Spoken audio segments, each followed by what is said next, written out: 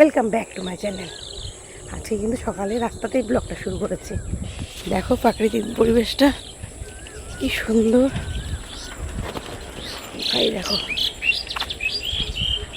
পাখির কলরব, তার মধ্যে এই যে সুন্দর চারিদিকে সবুজ, তার মধ্যে রাস্তা। দেখেছো কি সুন্দর পরিবেশটা।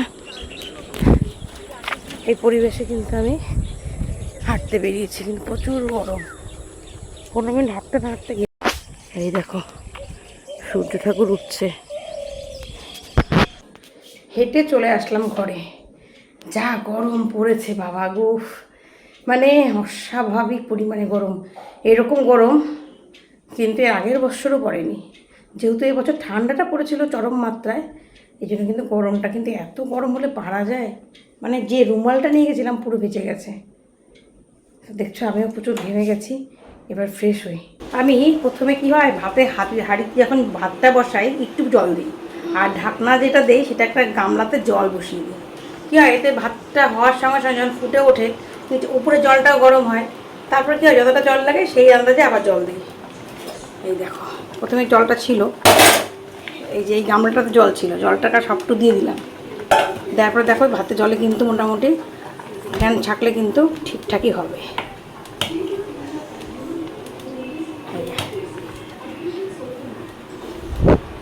ভাত কিন্তু প্রায় আমার হয়ে এসছে, দেখেছো।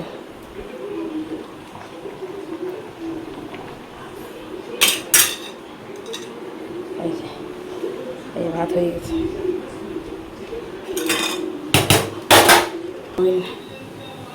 হয়ে এসছে প্রায়।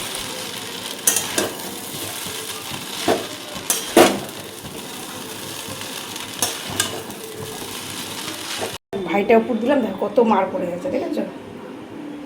গ্যাসটাও কম খরচ হয়, মানে ভেতরে হাঁড়ির ভেতরে জলটা তো ফুটছে, তারপর উপরে জলটা গরম হয়ে যাচ্ছে।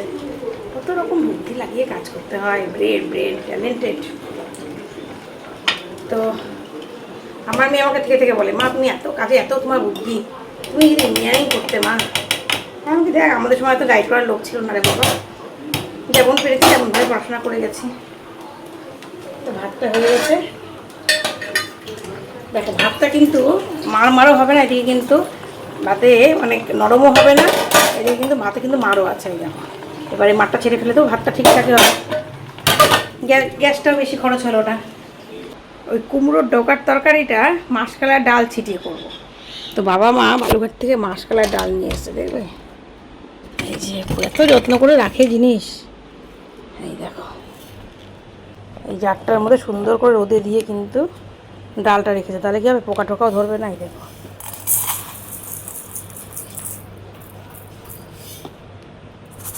এই যে ডাল, এই ডালটা কিন্তু এখানে পাওয়া যায় না।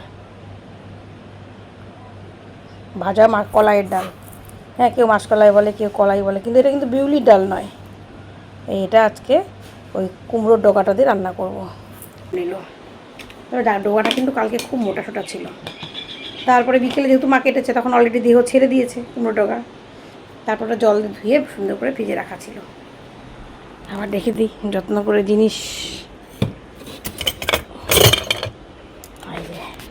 ঢুকে গেল সিন্ধুকে। এই ডালটা যেহেতু ভাজা, কাঁচাও খাওয়া যায়। পাশে আছে কুমড়ো ডোকাগুলো, এগুলো দিয়ে একটা তরকারি হবে। যারা খেয়েছো তারা তো জানোই মিষ্টি কুমড়োর ডোকা দিয়ে মাসকলার ডাল ছিটিয়ে তরকারি কী টেস্ট হয়, মানে এটা দিয়ে ভাত খাওয়া হয়ে যাবে। যারা খাওনি তারা একবার ডাল ছিটিয়ে তরকারি করে দেখবে কুমড়োর ডোকা দিয়ে, খুব ভালো লাগে। এইমাত্র সুন্দর লিচু নিয়ে এসছে, দেখা লিচুটা কি সুন্দর, লিচুগুলো নিয়ে এসছে দারুণ। আর এই যে বাবানের জন্য তুমি সকালে খাবারটা আমি রেডি করলাম। বাবান তোর কিন্তু এখানে চপস্টিক নেই।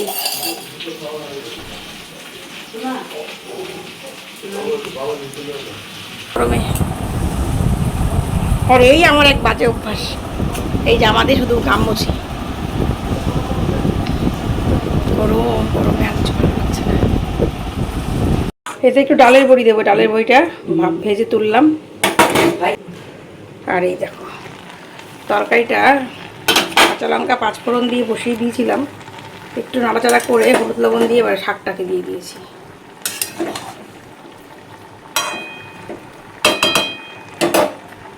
আর এখানে এই যে কলাইয়ের ডালটা একবার প্রেশার একটুখানি একবার একটু সিটি দিয়ে নিয়েছি। এই জলটা সমেতে কিন্তু দিয়ে দেবো, ডালটা তুলে দেবো, পরে যে জলটা দেবো। মাকে বললাম খুব ফাঁকিয়ে দিচ্ছ মা, 3 দিন থেকে আদা বাটতে বলেছি, 3 দিন থেকে আদা বাটে না, বাটতে বাটতেছে। এই যে আজকে বললাম আদা বাটো, এই বলছে ঠিক আছে আদা বাট। ঠোঁটটা সবসময় এরকম, ঘাম পড়ে আমার চোখটাই বন্ধ হয়ে যাচ্ছে, সেটা বুঝছিস? ওই দেখি কোথায়, এই যে চোখগুলো কেমন ঘাম পড়তেছে। কি করবো, অপারেশনের চোখ। আরে বাবা, ডাক্তারের মধ্যে সব করবেন। আমি বললাম ডাক্তারবাবু রান্না করতে পারবো? হ্যাঁ এখন সব করতে। দেখেছো আমার মা কাজ করতে, রান্না করতে ভীষণ ভয়, কিচ্ছু করতে দেয় না। অথচ 1-2 পদে যদি তুমি খেতে দাও, আর এইটুকু আর 2 পদ করলে ভালো হতো, মানে কাজ করবো না। অনেক কিছু দিয়ে খেতে ভালোবাসি। কি তোর বাবা ভালোবাসে না?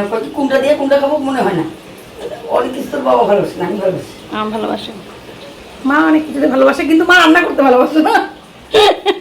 গরমের মধ্যে ভালো লাগে না খেতে। গরমটা হলে কি করবা তুমি? হ্যাঁ রান্নাটা যদি না থাকতো গরমের মধ্যে, শুধু খাওয়াটা থাকতো নাকি? হোম ডেলিভারি করতাম। ওই দেখো, মানে রান্না করবে না অথচ 3-4 পদ করে খাবে, তাহলে কেমন করে হবে বলো তো? তো আমি বাবুকে ক্যারাটেতে দুটো দিয়ে এসেছিল, এই যে ক্যারাটে স্যার চলে এসছে। লিচু কোথায়? লিচু আচ্ছা আছে, এই লিচু খাইতে গরম ভাত গরম মা। আমি তো ভাত আর ওই পুরো ডোকার তরকারিটা করলাম।